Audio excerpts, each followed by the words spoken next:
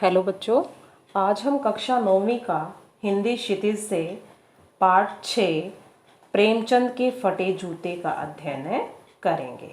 तो आइए सबसे पहले हम लेखक परिचय पर नज़र डालें। प्रेमचंद के फटे जूते के लेखक हैं हरिशंकर परसाई। हरिशंकर परसाई का जन्म सन 1922 में मध्य प्रदेश के होशंगाबाद जिले के जमानी गांव में हुआ। नागपुर विश्वविद्यालय से एमए करने के बाद कुछ दिनों तक अध्यापन किया। सन 1947 से स्वतंत्र लेखन करने लगे। जबलपुर से वसुधा नामक पत्रिका निकाली, जिसकी हिंदी संसार में काफ़ी सराहना हुई। सराहना यानी कि प्रशंसा हुई। सन 1995 में इनका निधन हो गया।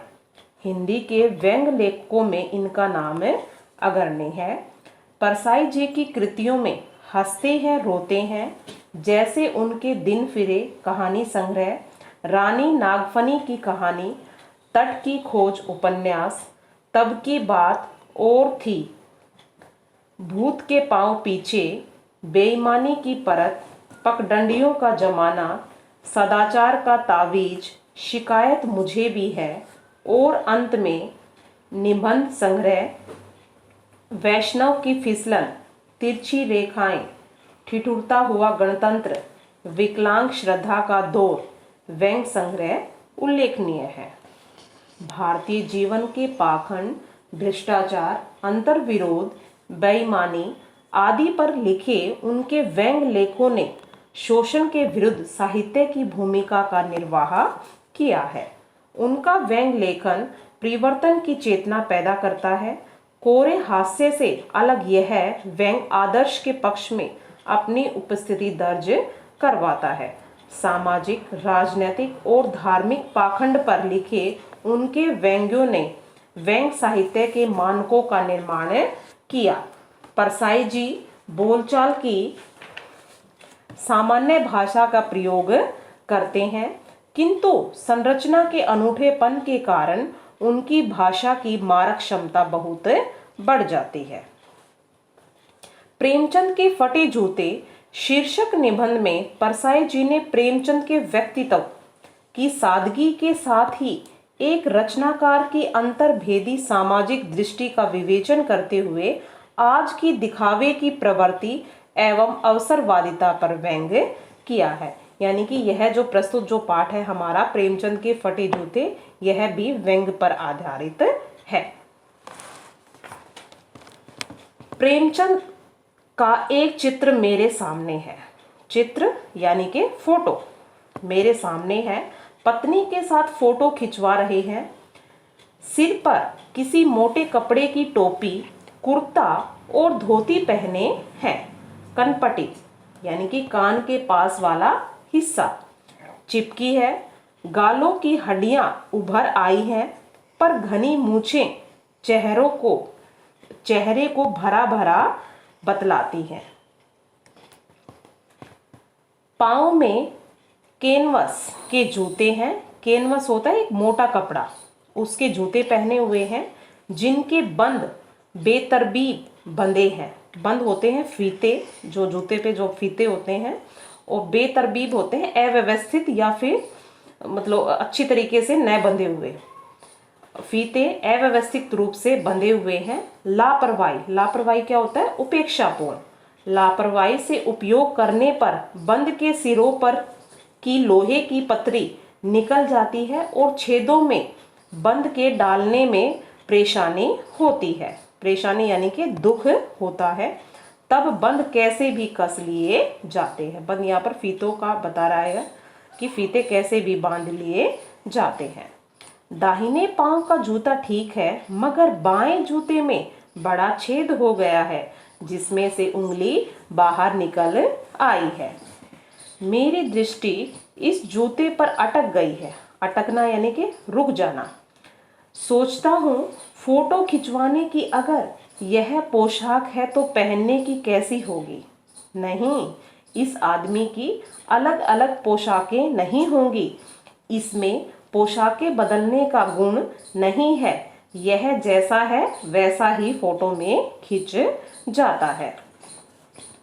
मैं चेहरे की तरफ देखता हूँ, क्या तुम्हें मालूम है मेरे साहित्यिक पुरखे, पुरखे होते बुजुर्ग, साहित्यिक यानी कि साहित्यकार, कि तुम्हारा जूता फट गया है और उंगली बाहर दिख रही है। क्या तुम्हें इसका जरा भी एहसास नहीं है? एहसास क्या होता है? आभास। आभास नहीं है। जरा लज्जा, लज्जा होती शर्म, संकोच या झेप, झेप होती घृणा, यानी कि तुम्हें जरा सी भी शर्म, संकोच या फिर घृणा नहीं है? क्या तुम इतना भी नहीं जानते कि धोती को थोड़ा नीचे खींच लेने से उंगली ढक सकती है? मगर फिर भी तुम्हें चेहरे पर बड़ी बेपरवाही, बड़ा विश्वास है, यानी कि तुम्हारे चेहरे पर ऐसा है जैसे तुम्हें कुछ इन चीजों का तुम्हें कुछ पता ही न हो। और बड़े विश्वास के साथ फोटोग्राफर ने जब रेडी प्लीज कहा होगा, तब परंपरा के अनुसार तुमने मुस्कान लाने की कोशिश की होगी। दर्द के गहरे, दर्द क्या होता? पीड़ा, दुख के गहरे कुएं के तल में कहीं पड़ी मुस्कान को धीरे धीरे खींचकर ऊपर निकाल रहे होंगे कि बीच में ही किलक किलक करके फोटोग्राफर ने थैंक यू कह दिया होगा। विचित्र है यह अधूरी मुस्कान, यह मुस्कान नहीं, इसमें उपहास है, व्यंग है। उपहास क्या होता है? मजाक। व्यंग क्या होता है? किसी पर कटाक्ष करना। यह कैसा आदमी है जो खुद को फटे जूते पहने फोटो खिंचा रहा है पर किसी पर हंस भी रहा है। फोटो ही खिंचाना था तो ठीक जूते पहन लेते या न खिंचाते। फोटो न खिंचाने से क्या बिगड़ता था? शायद पत्नी का आग्रह, आग्रह क्या होता है? विनती या प्रार्थना रहा हो और तुम अच्छा चल भाई कहकर बैठ गए होंगे। मगर यह कितनी बड़ी ट्रेजेडी, ट्रेजेडी क्या होता है? हादसा या फिर दुर्घटना है कि आदमी के पास फोटो खिंचाने को भी जूता न हो। यानी कि यह बहुत ही मतलब दुख की घटना है कि किसी व्यक्ति के पास जूते भी नहीं है, अगर उसे फोटो खिंचवानी है तो उसके पास जूते भी नहीं है पहनने के लिए। मैं तुम्हारी यह फोटो देखते देखते तुम्हारे क्लेश को, क्लेश क्या होता है? दुख को अपने भीतर महसूस करके जैसे रो पड़ना चाहता हूँ। मगर तुम्हारी आंखों का यह तीखा दर्द, दर्द क्या होता है? पीड़ा। तीखा यानी कि बहुत तेज भरा व्यंग, व्यंग होता है ताना या फिर कटाक्ष, मुझे एकदम रोक देता है।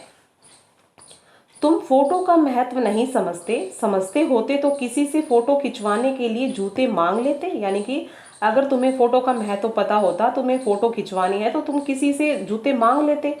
लोग तो मांगे के कोट से, यानी कि कुछ लोगों की तो ये भी आदत होती है कि वो मांगे हुए कोट से अपनी शादी भी कर लेते हैं, कि दूल्हा है उसको अगर कोट चाहिए तो वह अपनी शादी के लिए कोट मांग भी लेता है और मांगे की मोटर से बारात निकालते हैं। फोटो खिंचाने के लिए तो बीवी तक मांग ली जाती है। तुमसे जूते ही मांगते नहीं बने। तुम फोटो का महत्व नहीं जानते। लोग तो इत्र चुपड़ कर फोटो खिंचवाते हैं। चुपड़ कर, इत्र होता है तेल, चुपड़ कर यानी कि खुशबूदार तेल होता है इत्र, कि खुशबूदार तेल लगाकर फोटो खिंचवाते हैं जिससे फोटो में खुशबू आ जाए। गंदे से गंदे आदमी की फोटो भी खुशबू देती है। टोपी 8 आने में मिल जाती है और जूते उस जमाने में, जो उस जमाना क्या होता है? समय में, उस समय में भी 5 रुपए से कम में क्या मिलते होंगे। जूता हमेशा टोपी से कीमती रहा है, कीमती यानी कि महंगा। अब तो जूते की कीमत और बढ़ गई है और एक जूते पर 2500 टोपियां न्योछावर, न्योछावर क्या होता है? कुर्बान होती हैं। तुम भी जूते और टोपी के अनुपातिक यानी कि अनुपात के मूल्य के मारे हुए थे। यह विडंबना क्या होता है? दुर्भाग्य। यह दुर्भाग्य है कि मुझे इतनी तीव्रता होता है तेजी से पहले कभी नहीं चुभी जितनी आज चुभ रही है। जब मैं तुम्हारा फटा जूता देख रहा हूँ, तुम महान कथाकार यानी कि कहानी को रचने वाले, उपन्यास सम्राट, युग प्रवर्तक, युग प्रवर्तक क्या होता है? युग को बदलने वाला व्यक्ति। जाने क्या क्या कहलाते थे, यानी उस समय में आपको एक महान कथाकार, उपन्यासकार या और युग प्रवर्तक के नाम से जाना जाता था। मगर फोटो में भी तुम्हारा जूता फटा हुआ है। मेरा जूता भी कोई अच्छा नहीं है, यूं ऊपर से अच्छा दिखता है, उंगली बाहर नहीं निकलती, पर गूठे के नीचे तला फटा हुआ है। तला क्या होता है? नीचे का भाग, जूते के नीचे का जो भाग होता है वह। अंगूठा जमीन से घिसता है, जमीन यानी कि धरती से घिसता है, और पैनी मिट्टी पर कभी रगड़, रगड़ क्या होता है? किसी चीज को घिसना, घिसड़न टाइप कि खाकर लहू लुहान भी हो जाता है। लहू लुहान होना यानी कि खून भी आ जाता है। पूरा तला गिर जाएगा, पूरा पंजा छिल जाएगा, मगर उंगली बाहर नहीं दिखेगी। तुम्हारी उंगली दिखती है पर पांव सुरक्षित है। मेरी उंगली ढकी है पर पंजा नीचे घिस रहा है। तुम पर्दे का महत्व नहीं जानते, हम पर्दे पर कुर्बान हो रहे हैं। कुर्बान होना यानी कि न्योछावर, यानी कि जो चीज ऊपर से दिखती है वही सही होती है, चाहे वो नीचे कुछ भी हो। तुम फटा जूता बड़े ठाठ से पहने हो। ठाठ क्या होता है? शान से, शान शौकत से या बिना झिझक के तुमने पहन रखा है। मैं ऐसे नहीं पहन सकता। फोटो तो जिंदगी भर इस तरह नहीं खिंचवाऊं, चाहे कोई जीवनी बिना फोटो के ही छाप दे।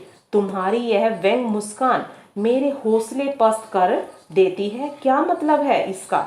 कौन सी मुस्कान है यह? क्या होरी का गोदान हो गया? क्या पूस की रात में नीलगाय हल्कू का खेत चर गई? क्या सुजान भगत का लड़का मर गया क्योंकि डॉक्टर क्लब छोड़कर नहीं आ सकते? नहीं, मुझे लगता है माधो औरत के कफन के चंदे की शराब पी गया।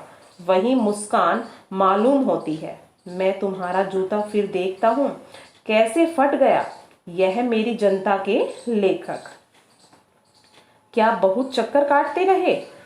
क्या बनिए के तगादे, तगादे क्या होता है? उधार से बचने के लिए मील 2 मील का चक्कर लगाकर घर लौटते रहे? चक्कर लगाने से जूता फटता नहीं है, घिस जाता है। कुंभन दास का जूता भी फतेहपुर सिकरी जाने आने में घिस गया था। उसे बड़ा पछतावा हुआ। उसने कहा, आवत जात पन्हैया, पन्हैया यानी कि जूते जो पैरों में पहनने की चप्पल या जूता होता है, घिस गई बिसर गयो हरि नाम। और ऐसे बुलाकर देने वालों के लिए कहा था, जिनके देखे दुख उपजत है, तिनको करबो पैर सलाम, परई सलाम। चलने से जूता घिसता है, फटता नहीं। तुम्हारा जूता कैसे फट गया? मुझे लगता है तुम किसी सख्त चीज को ठोकर मारते रहे हो। कोई चीज जो परत पर परत सदियों से जम गई है, उसे शायद तुमने ठोकर मारकर अपना जूता फाड़ लिया। कोई टीला जो रास्ते पर खड़ा हो गया था, उस पर तुमने अपना जूता आजमाया। तुम उसे बचाकर उसके बगल से भी तो निकल सकते थे। टीलों से समझौता भी तो हो सकता था। टीला यानी कि यहाँ पर जीवन में जो भी कठिन परिस्थितियां आती हैं, दुख का समय आता है, उनसे संबंधित है। सभी नदियां पहाड़ थोड़े ही फोड़ती हैं। सभी नदियां पहाड़ थोड़े ही फोड़ती हैं, कोई रास्ता बदलकर घूमकर भी तो चली जाती है। तुम समझौता कर नहीं सके। क्या तुम्हारी भी वही कमजोरी थी जो होरी को ले डूबी? वही नेम धर्म वाली कमजोरी। कमजोरी क्या होता है? कमी। नेम धर्म उसकी भी जंजीर थी। नेम धर्म क्या होता है? कर्तव्य पालन करना। जंजीर होता है बंधन। मगर तुम जिस तरह मुस्कुरा रहे हो, उससे लगता है कि शायद नेम धर्म तुम्हारा बंधन नहीं था, तुम्हारी मुक्ति थी। तुम्हारी यह पांव की उंगली मुझे संकेत करती सी लगती है। जिसे तुम घृणित समझते हो, उसकी तरफ हाथ ही नहीं, पांव की उंगली से इशारा करते हो। इशारा क्या होता है? संकेत। घृणित होता है घृणा करने के योग्य। तुम क्या उसकी तरफ इशारा कर रहे हो जिसे ठोकर मारते मारते तुमने जूता फाड़ लिया? मैं समझता हूँ, तुम्हारी उंगली का इशारा भी मैं समझता हूँ, और यह व्यंग मुस्कान भी मैं समझता हूँ। तुम मुझ पर या हम सभी पर हंस रहे हो। उन पर जो उंगली छिपाए और तलवा घिसाए चल रहे हैं, उन पर जो टीलों को बरकरार बाजू से निकल रहे हैं। तुम कह रहे हो मैंने तो ठोकर मार मार कर जूता फाड़ लिया है, उंगली बाहर निकल आई है पर पांव बच रहा है और मैं चलता रहा, मगर तुम उंगली को ढकने की चिंता में तलवे का नाश कर रहे हो। तुम चलोगे कैसे? मैं समझता हूँ, मैं तुम्हारे फटे जूते की बात समझता हूँ, उंगली का इशारा समझता हूँ, तुम्हारी व्यंग मुस्कान समझता हूँ। मैं आशा करती हूँ आपको यह पाठ समझ में आ गया होगा। धन्यवाद।